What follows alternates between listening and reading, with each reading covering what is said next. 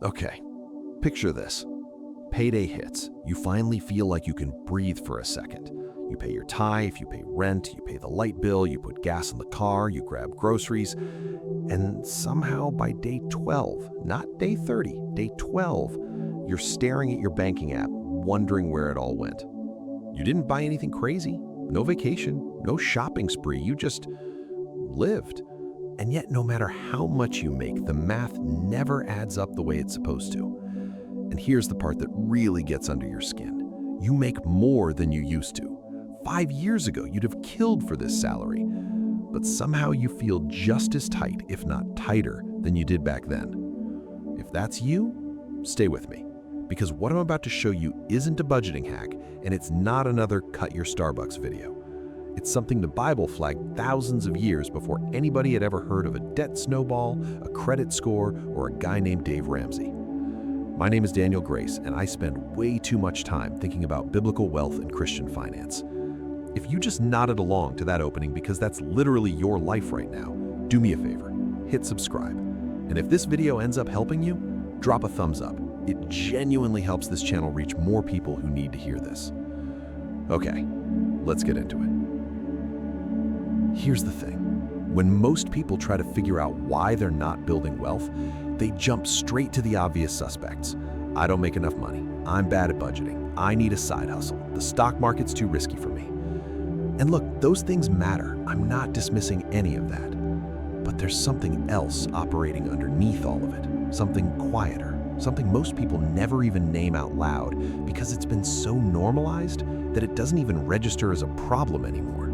And it is quietly draining wealth out of almost every American household before they ever get the chance to invest a single dollar. I'm talking about debt, specifically the kind of debt that doesn't feel dangerous because it's normal. Credit cards, buy now, pay later plans, the car payment everybody has, that's just adulting debt. Here's what's wild though. We treat this like a modern problem, like some 21st century invention that showed up with credit card companies in the 1950s. But Solomon, yes, that Solomon, the wealthiest king who ever lived, wrote about this exact mechanism roughly 3,000 years before Dave Ramsey ever picked up a microphone. In Proverbs 22:7, he wrote a line that honestly should be printed on the back of every credit card in America. The borrower becomes servant to the lender. Not inconvenienced, not pays a little extra, servant. In the original Hebrew, that word carries the weight of bondage, of being owned by something. Solomon wasn't being poetic for effect, he was describing a mechanism. And that mechanism hasn't changed in 3,000 years. It just got a 24% APR in an app. And here's what most people don't realize. This isn't some ancient warning that stopped applying somewhere along the way. As of early 2026, the average American is carrying $6,595 in credit card debt. Collectively, Americans now owe $1.25 trillion just on credit cards. That's trillion with a T, the highest balance ever recorded. Now, you might be thinking, okay, Daniel, $6,595 isn't that scary. I'll just pay it off eventually. Here's where it gets really interesting. If you're only making the minimum payment, which, let's be honest, is exactly what happens the moment life throws you a curveball, it can take more than 7 years to pay off that balance, and it'll cost you well over $3,000 in interest alone. That's assuming you don't add a single new charge in those 7 years. And be honest with yourself for a second. How many of us actually manage that? Let's make this concrete because I promised you real numbers, not vibes. Average balance, $6,595. Average interest rate on credit cards right now, somewhere around 22%. Minimum payment, roughly $130 a month. At that rate, here's the brutal part. Most of that $130 is going straight to interest before a single dollar touches the actual balance. It's like bailing out a boat with a hole in it with a teaspoon. You're working, you're sweating, the water level barely moves. Meanwhile, the wealth-building train left the station years ago. Now, here's the comparison that should make you a little uncomfortable. Take that exact same $130 a month, and instead of feeding a credit card, you put it into an investment account earning a historical market average of around 7% after inflation. same amount of money, same 7 years. Path 1, you end up debt-free, but roughly $3,000 poorer than where you started because of interest paid. Path 2, you end up with somewhere between $13,000 and $14,000 in actual built wealth. Same person, same income, same monthly cash flow. One decision creates a $16,000 to $17,000 gap over 7 years. That gap, that right there is the silent wealth killer. It's not loud, it doesn't show up as one bad decision on one bad day. It shows up as years of invisible erosion that nobody notices until they add it up. And if you run that same $130 a month out over 30 years instead of 7, which is what it actually represents for most people because debt rarely stays a one-time event, you're not talking about $14,000 anymore. At that same 7% return, you're looking at well over $140,000. That's not a typo.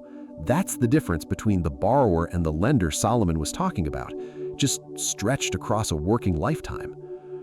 Now, here's the part I think actually matters more than the math. And look, I'm a numbers guy, so it genuinely pains me to say that.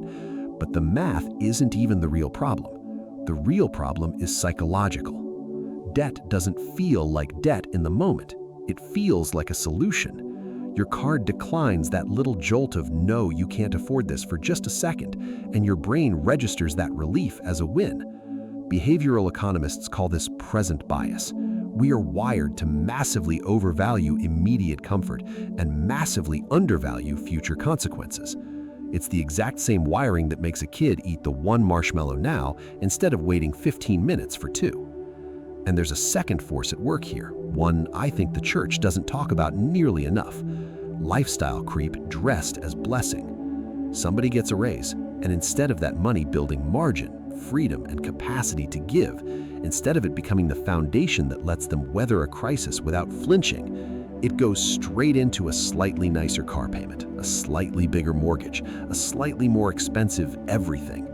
The income goes up, the peace does not. This is where it gets really interesting because Proverbs doesn't just warn about debt, it warns about the opposite mistake too, which is exactly what fuels that lifestyle creep. Proverbs 13:11 says, "Wealth gained hastily will dwindle, but the one who gathers little by little will increase it." Solomon is basically describing 2 ditches on either side of the road. The ditch of borrowing to look wealthy now, and the ditch of chasing wealth so impatiently that you take risk and usually debt to get there faster. Both ditches lead to the same place, you working for money instead of money working for you. Now, you might be thinking, but Daniel, I need a credit card. I need to build credit. Everyone carries some debt. That's just how the modern economy works. And look, I'm not here to tell you credit cards are evil or that having a credit score is sinful. That's not the point Solomon was making, and it's not the point I'm making either. The issue was never whether the tool exists. The issue is whether the tool owns you or you own it. If you're paying that balance in full every single month, the card is a tool. If that balance sits there month after month, quietly accruing interest while you tell yourself you'll deal with it later, that's not a tool anymore. That's the lender, in Solomon's words, and you've quietly become the servant. And you might also be thinking, okay, but I'll just pay it off when my bonus comes in, or my tax refund, or when things slow down a little. Here's what most people don't realize about that plan. Behavioral researchers call it the planning fallacy, and it shows up almost identically in every single person who's ever said it, including me at one point in my own story. We consistently overestimate our future self's discipline and underestimate how many emergencies will show up between now and that imaginary calmer season. The bonus comes, so does a car repair. The refund hits, so does a medical bill. The debt doesn't wait for your timeline, it just keeps compounding on its own. Think of it like a fire. Contained in a fireplace, fire gives you warmth and light. It's useful, even beautiful. That exact same fire outside the fireplace burns the house down. Debt works the same way. Contained, paid off monthly, used strategically, never carrying a balance, it's a fireplace. Uncontained, carried for years, minimum payments stacking up, interest compounding quietly in the background, it's the same fire, except now it's burning down the very house you were trying to build. And here's what most people don't realize about why Proverbs frames this as slavery specifically, instead of just calling it a bad financial choice. Slavery was never just about money, it's about loss of control over your own decisions. Ask anyone who's deep in credit card debt what their actual job choices look like. Watch how it shrinks their options. They can't take the lower-paying job they feel genuinely called to. They can't leave the toxic workplace that's draining them. They can't give generously even when their heart wants to, because the minimum payments come first, every single month, no exceptions. That's not a metaphor. That's the literal lived experience of millions of people right now, today, in this country. And Solomon named it 3,000 years before any behavioral economists ever put a label on it. Okay, so what do you actually do with this? Here's what I want you to walk away with. Not just inspiration, 5 concrete moves. Step 1, find your actual number, not a guess. Pull up every card, every balance, every buy now, pay later plan, and add it all up in one place. You cannot fight what you refuse to look at.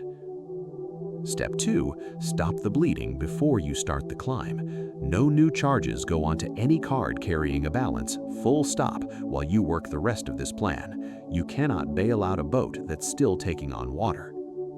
Step 3, attack the smallest balance first, making only minimums on everything else, then roll that freed up payment into the next balance once the first one is gone.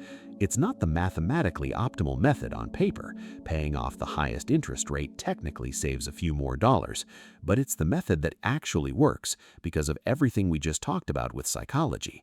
Small wins build momentum. Momentum builds freedom. Step 4, redirect, don't just stop. The moment a balance is paid off, that freed up monthly payment doesn't go toward a nicer dinner out. It goes straight into savings or investing. Remember that $130 a month example? This is the step where you actually capture that $140,000 instead of just feeling good for a week and letting the money quietly get absorbed back into lifestyle. Step 5, rebuild your margin with your giving in mind, not just your bills.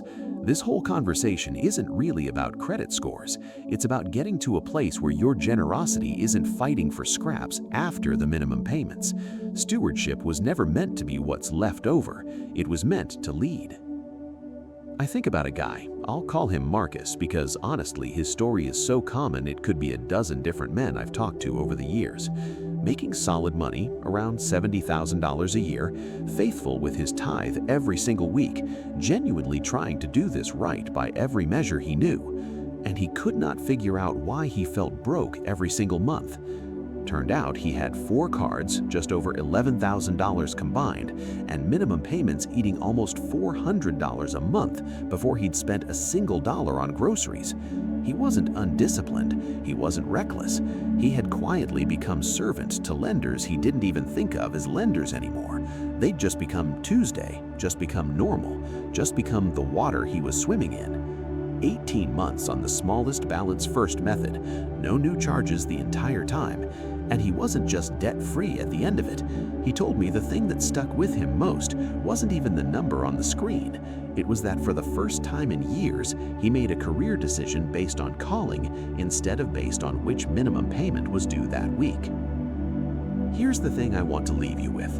Wealth-building content today is obsessed with offense, which stock to buy, what side hustle to start, what app to download, and all of that matters eventually. But Solomon knew 3,000 years before any of that existed that you cannot out-earn a leak you refuse to find. The defense comes first, the freedom comes first, then the building.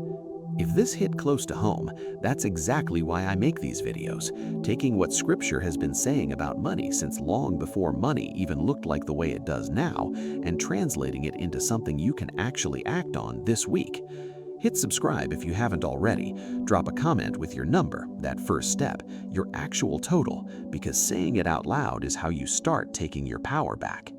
I'll see you in the next one.